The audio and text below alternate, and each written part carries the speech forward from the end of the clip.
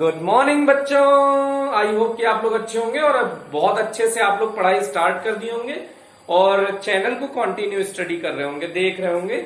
और किसी भी टाइप के डाउट भी अगर आपको आ रहे हैं तो आप जरूर कमेंट सेक्शन में बताएं, हम उसका समाधान करने की कोशिश करेंगे। उसी के क्रम में जैसे हमने कहा समाधान करने की कोशिश करेंगे, तो एक बच्चे ने जो वांडरवॉल समीकरण था, ये थोड़ा सा टॉपिक से अभी हटके चर्चा हो रही है। वांडरवॉल समीकरण था कि P plus A by V square v minus B equals R T में स्मॉल ए और स्मॉल बी की विमा ज्ञात करनी थी। तो ये स्मॉल ए और स्मॉल बी की डायमेंशन फाइंड करनी है। तो इसको आपने डाउट में फिर से पूछा था, तो हमने ये कहा, जैसे अभी आपको याद होगा, तो जैसे v equals you plus A T था, तो आप ये कहते थे ना कि वेग की विमा बराबर इस वेग की विमा और इस वेग की विमा बराबर इस वेग की विमा ना, ये भी वेग की विमा होनी चाहिए। जैसे त्वरण का जब समय से गुणा करेंगे तो जो विमा आएगी वो किसकी आएगी? वेग की। वेग में ही वेग जोड़ सकते हैं। अगर ये विस्थापन होता, जैसे आपने ये समीकरण देखा था s equals U T plus half A T square, तो जो ये विस्थापन है तो ये भी विस्थापन है और ये भी विस्थापन है, गिनती तो नियत है। तो विस्थापन में ही विस्थापन जोड़ा गया है बेटा। तो समान राशियों में ही समान राशियां जोड़ भी सकते हैं और घटा भी सकते हैं। सपोज यहां माइनस हो तो घटा भी तो सकते हैं। तो जो राशियां होंगी वो समान होंगी, उसी में समान राशियां जुड़ेंगे या घटेंगी। जैसे बल में दाब नहीं जोड़ सकते आप, दाब में ही दाब जोड़ सकते हैं, क्षेत्रफल में ही क्षेत्रफल जोड़ सकते हैं, आयतन में ही आयतन जोड़ सकते हैं। इसी तरह से इसमें ये जोड़ा गया है ना, तो जो इसकी विमा होगी वो इसकी विमा होगी। तो ये ध्यान दीजिएगा। तो यही पॉइंट उठाया है और इसी पॉइंट को हम लोग लिख रहे हैं कि जो P की विमा है वो a बटे बी स्क्वायर की विमा होगी। इसी बेसिस पे जो हमने अभी बोला है, इसी बेसिस पे हम लोग ये बोल रहे हैं कि P की विमा बराबर a बटे बी स्क्वायर की विमा। यहां v क्या है बेटा? आयतन। P क्या है? दाब। तो दाब बराबर क्या होगा? बल बटे क्षेत्रफल की विमा इंटू तिरछा गुणा कर दो तो v स्क्वायर की विमा बराबर a की विमा आ जाएगा। तो अगर आप a की विमा फाइंड करनी है तो बल का विमा लिख दो आप जल्दी से। तो बल की विमा क्या हो जाएगी? mlt minus two, mlt minus two, और क्षेत्रफल की विमा क्या हो जाएगी? L2। आयतन की विमा क्या हो जाएगी? L3, लेकिन उसका स्क्वायर है तो ये स्क्वायर हो गया बराबर a की विमा। मतलब हम लोग वही a की विमा फाइंड कर रहे हैं। अब देखिएगा L2 है और L6 है। थोड़ा और सिंप्लीफिकेशन कर लेते हैं। L6 और L1 तो L7 हो गया, ml7t minus two upon L2। तो ये अगर L2 ऊपर जाएगा तो क्या हो जाएगा? माइनस हो जाएगा 7 में से। तो अब इसको कैसे लिख सकते हो? 2 से 2 कैंसिल हो जाएगा, 5 बचेगा। तो ml की पावर 5t माइनस टू, ये किसकी विमा हो गई बेटा? a की विमा। तो अगर a की विमा आपको मिल गई है, कॉन्सेप्ट आप समझ रहे होंगे। ऐसे ही v की विमा में ही v की विमा जोड़ी या घटाई जा सकती है। मतलब आयतन में ही आयतन घटा सकते हैं, आयतन में ही आयतन जोड़ सकते हैं। इसका मतलब जो v की विमा होगी वो b की विमा होगी। v की विमा क्या होगी? L3 आयतन, b की विमा। तो इस तरह से b की विमा डायरेक्ट L3 आ गई। अगर क्रीम पाउडर लगा के थोड़ा स्मार्ट बना दो, m0 L3 T0 b की विमा। तो ये दोनों आंसर आपको इस तरह से सॉल्व करना है। एक बार देख लीजिए, आप वीडियो पॉज कर लीजिए जल्दी से। अगर आपको कोई डाउट हो तो कमेंट सेक्शन में जरूर बताओ बेटा। अब हम लोग विमाओं के उपयोग नंबर 2 कर रहे थे। इसमें 1-2 क्वेश्चन और करते हैं, फिर हम लोग नेक्स्ट उपयोग का स्टार्ट करते हैं। अभी हम लोग उपयोग नंबर 2 पे हैं, तो उपयोग नंबर 2 देखिए। उसी में हमने कहा था कि कुछ क्वेश्चंस की आप प्रैक्टिस कर लीजिएगा।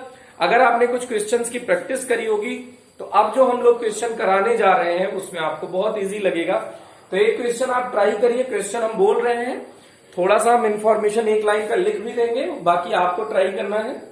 और अगर आपका आंसर आता है तो आप कमेंट सेक्शन में जरूर बताएं।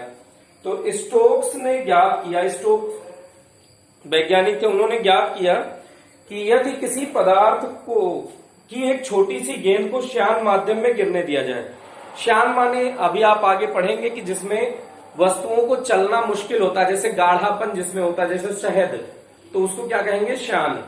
तो श्यान माध्यम में गिरने दिया जाए तो उस पर गेंद पर आरोपित विस्कोसिता बल, मतलब फोर्स ऑफ विस्कोसिटी, विस्कोसिता बल का मान निम्न बातों पर निर्भर करता है। तो जिस पर निर्भर करे उसको लिखते जाइए। त्रिज्या पर श्यानता गुणांक को ईटा से प्रदर्शित करते हैं। बेटा ये किसका सिंबल है, ईटा। एन में थोड़ा सा पूंछ निकाल दो, ईटा बन जाता है। श्यानता गुणांक तथा गेंद का वेग, तो बल के लिए सूत्र व्युत्पन्न करो। तो ये हमने आपको हिंट दे दिया है। अब घात में कुछ मान लीजिए एबीसी, जब समानुपाती, जहां एबीसी एक नियतांक है, तो एफ बराबर क्या हो जाएगा, के आर की घात ए, ईटा की घात बी और बी की घात सी, समीकरण नंबर 1 मान लीजिए। अब यहां पे श्यानता गुणांक का विमा आपको नहीं आता है, तो श्यानता गुणांक के लिए हम आपको फॉर्मूला बताते हैं कि जो लगने वाला, दो पृष्ठ के मध्य जो लगने वाला बल होता है बेटा, ये समानुपाती होता है a into dv over dx. क्षेत्रफल के समानुपाती होता है, इसको आगे पढ़ेंगे। ये वेग में परिवर्तन, विस्थापन के साथ वेग में परिवर्तन है, इसको वेग प्रवणता कहते हैं। आगे ये पढ़ेंगे, इसकी आप टेंशन ना लीजिएगा। तो यहां से जब समानुपाती हटाते हैं तो एक नियतांक आता है जो ईटा कहलाता है, ए डीवी ओवर डीएक्स, वेग बटे विस्थापन। तो अब यहां से ईटा का निकालना है, तो ईटा इक्वल्स क्या हो जाएगा, एफ इंटू डीएक्स अपॉन ए इंटू डीवी। ये आपको हम हिंट के लिए बताए दे रहे हैं, बाकी आप सॉल्व करिएगा। तो एफ का क्या हो जाएगा बेटा, एम एल टी माइनस 2, विस्थापन का क्या हो जाएगा एल, क्षेत्रफल का क्या हो जाएगा L2, वेग का क्या हो जाएगा LT माइनस 1। ये हो गया नेट। अब L2 ये है, L L2 ये है, तो इनको उड़ा दीजिए। अब ये L ऊपर जाएगा, पहले M को लिखिए, M, L ऊपर जाएगा तो L के खोपड़ी -1 आ जाएगा। ये T ऊपर जाएगा तो T की घात -1 है, ऊपर जाएगा +1 हो जाएगा। तो T की घात -2 पहले से, ये +1 आ जाएगा। तो आधार समान हो तो गुणा में घातें जुड़ती हैं, तो ये क्या आ जाएगा बेटा, T-1। तो ये श्यानता गुणांक की विमा आ गई। ये आपको नहीं पता थी, हमने आपको आपकी सुविधा के लिए बता दिया, तो इसको अलग से ध्यान रख लीजिएगा बेटा। फिर आप आगे प्रोसीड करिएगा जल्दी से। इसको वीडियो पॉज करो, जल्दी से इसको ट्राई करो, फिर उसके बाद आप सोल्यूशन लाने के बाद आप उसके बाद देखें वीडियो को कि आपका आंसर आ रहा है या नहीं आ रहा है। तो जल्दी से वीडियो पॉज करो, सॉल्व करो बेटा, फास्ट एकदम कोशिश करें कि आपसे आंसर आना चाहिए। ओके, आई होप कि आपने ट्राई कर लिया होगा। तो ये विमा हमने लिख दी है ml, तो ये हमको यूज करनी है, तो इसका हम आपको दिखा रहे हैं यूज कैसे करेंगे। अब दोनों पक्षों की विमाएं लिखने पर ये लिख दीजिएगा, जहां के विमाहीन नियतांक है, विमाहीन समानुपाती नियतांक है, विमाहीन भी और समानुपाती नियतांक है। अब दोनों पक्षों की विमाएं लिखने पर, दोनों पक्षों की विमाएं लिखने पर लिख दीजिए। F की विमा क्या हो जाएगी, MLT माइनस 2। K की कोई विमा नहीं होगी, R त्रिज्या है, त्रिज्या की विमा हो जाएगी L के खोपड़ी पे A। ईटा की विमा आपने निकाल ही ली है, ML-1 T-1 के घात में B है। वेग का होता है LT-1, इसके घात में C है।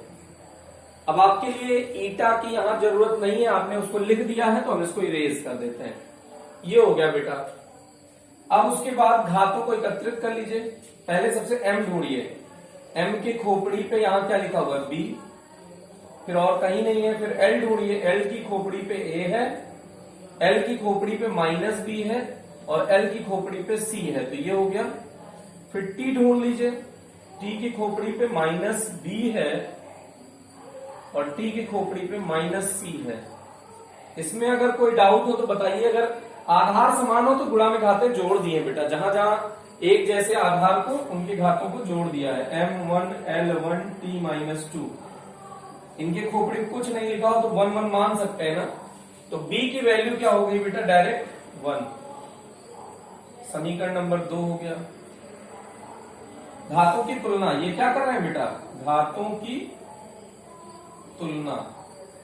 तो B के घात ये हो गया। अब A minus B plus C, A minus B plus C बराबर 1, ये समीकरण नंबर 3 हो गया। और माइनस बी माइनस सी बराबर -2, माइनस बी माइनस सी बराबर -2, माइनस कॉमन ले लोगे तो b प्लस सी बराबर 2, दोनों तरफ माइनस कट जाएगा कॉमन लेके बेटा। अब ये b का मान इसमें रख दीजिए। b का मान जब इसमें रखेंगे आप, कोई कैलकुलेशन एरर चेक कर लीजिए।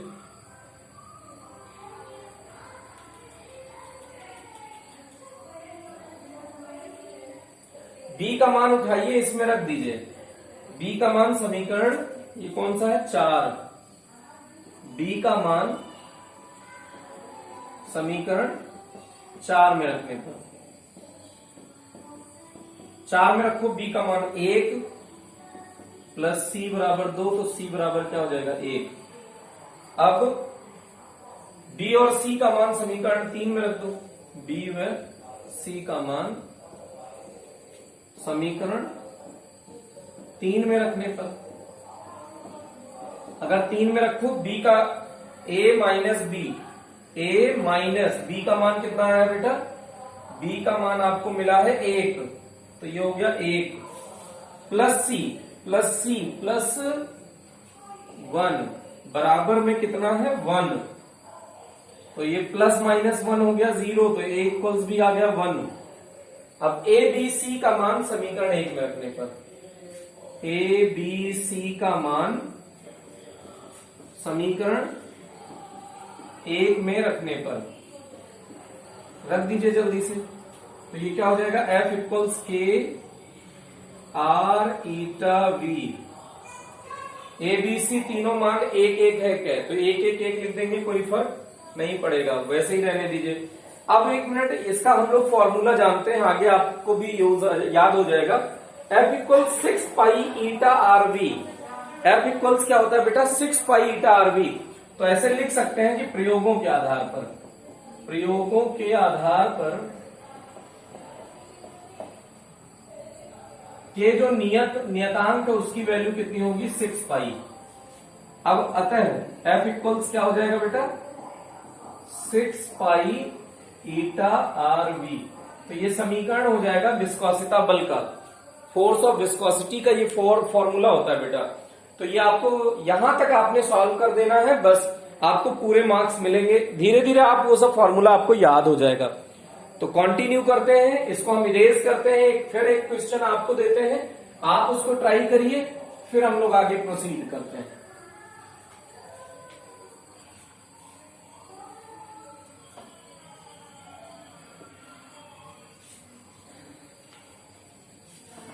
वीडियो पॉज करके आप जल्दी से ट्राई कर लिया करें। अगर आपसे नहीं आया आंसर, डोंट वरी, एक बार आप ट्राई करें, फिर उसके बाद आप क्वेश्चन को, फिर उसके बाद आप बताएं। अगर आपको नहीं आ रहा है, फिर भी ट्राई करने के बाद भी आपको कोई प्रॉब्लम हो रही है, आप जरूर बताएं। तो अब इसके बाद एक क्वेश्चन फिर से आप ट्राई करिएगा। ये थोड़ा सा डिफरेंट टाइप का क्वेश्चन है, इसमें थोड़ा सा आपको सोचना भी पड़ेगा। तो एक केस नली में पृष्ठ तनाव T पृष्ठ तनाव का द्रव भरा है। द्रव का पृष्ठ तनाव केस नली की त्रिज्या, जो द्रव का पृष्ठ तनाव है, सरफेस टेंशन, कई जगह पे S से प्रदर्शित किया, हम लोग T से प्रदर्शित कर रहे हैं। तो पृष्ठ तनाव केश नली की त्रिज्या R, केश नली में द्रव स्तंभ की ऊंचाई H, केश नली में भरे द्रव के घनत्व D।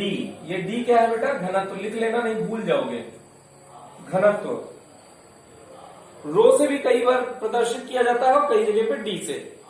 घनत्व तथा गुरुत्वीय त्वरण जी पर निर्भर करता है। गुरुत्वीय त्वरण जी पर निर्भर करता है। तो विमीय विधि से पृष्ठ तनाव का सूत्र स्थापित करो। ये बहुत अच्छा क्वेश्चन है, इसको देखिएगा। विमीय विधि से इसका सूत्र प्राप्त करना है, तो इसको सॉल्व करते हैं। अब सबसे पहले अपने घात कुछ मान लीजिए। तो एम पी एबीसी मानने में तो दिक्कत है, डी आ गया है। एम एन पी क्यू ये घात मान लेते हैं, समझ में आ रहा है ना। एबीसीडी मानेंगे तो डी आ जाएगा, पी क्यू आर एस मानेंगे तो आर आ जाएगा, इसलिए एम एन पी क्यू कुछ मान लिया है। ठीक है, अब समानुपाती हटाएंगे तो नियतांक आएगा के आर एच डी जी, घात में है एम एन पी क्यू। दोनों पक्षों की विमाएं लिखने पर, दोनों पक्षों की विमाएं लिखने पर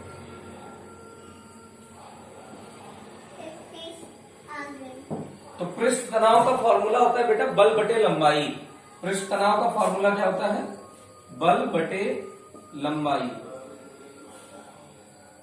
अलग से हम लोग निकाल लेते हैं कहीं यहाँ पे, जिससे कि सिर्फ पृष्ठ तनाव का फॉर्मूला ही लिखना पड़े। पृष्ठ तनाव बराबर होता है बल बटे लंबाई। तो बल का होता है M L T minus two और लंबाई का एल, एल से एल उल्लू लुल्लू उड़ गया, एम टी माइनस टू। या एल भी लिखना चाहो तो एल जीरो लिख सकते हो। तो इधर टी का क्या हो जाएगा? M L zero, M one लिख सकते हो, L zero T minus two. ये तो इस साइड हो गया बेटा। इस साइड के का कुछ होगा नहीं, त्रिज्या का विमा क्या होगा? ए के घात में एम, ऊंचाई एल घात में एम। घनत्व बराबर होता है द्रव्यमान बटे आयतन। घनत्व बराबर द्रव्यमान बटे आयतन। तो द्रव्यमान का हो गया m बटे में आयतन का L3 हुआ, तो ऊपर गया माइनस L3 हो गया, L की घात माइनस 3 हो गया। तो ये हो गया घात में P। अब इसके बाद हमको चाहिए गुरुत्वीय त्वरण। त्वरण का कोई भी हो, चाहे गुरुत्वीय हो चाहे कोई सा भी हो, त्वरण का क्या होगा? LT minus 2। तो त्वरण का डायरेक्ट लिख सकते हैं LT माइनस 2 के घात में Q। अब घातों को कलेक्ट कर लो बेटा। m ढूंढो, m की घात में p और कहीं m नहीं है। l ढूंढो, l की घात में m, l की घात में n, l की घात में माइनस 3p और l की घात में q। और फिर t ढूंढ लो, t सिर्फ यही है तो t की घात में माइनस 2q।